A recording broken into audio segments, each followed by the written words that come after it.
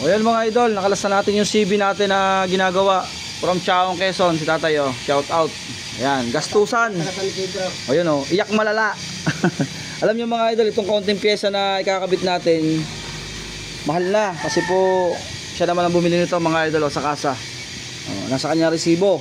Ang isang class lining ng original ng CB, ganito po ang style, mga lods. Ang isa po nito ay 455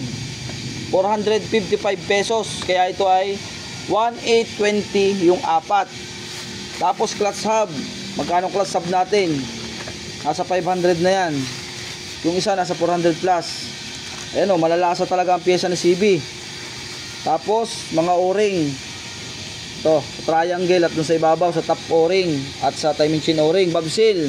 Kasi ang valve seal na nilagay dito, hindi naman tayo naninira sa kapwa mekaniko natin, pang 155. Dapat mga idol, pagka nagkabit kayo, may idea kayo na huwag natin ilalagay yung malaking valve seal. Kasi maraming masisira. Madadama yung connecting rod, sayang.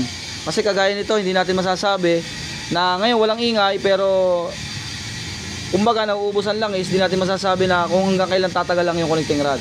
Pwedeng umingay, pwedeng hindi, pero sana naman hindi. Ano? Kasi pag nauubusan lang is, nadadami kasi ang connecting rod. Kumbaga nagkakaroon ng damage. Ayan o, bali sa total ito, magkano po pinagbayaran nyo?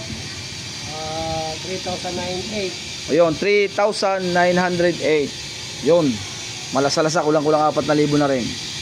Alright, ayan na, nakakabit na yung piston ring.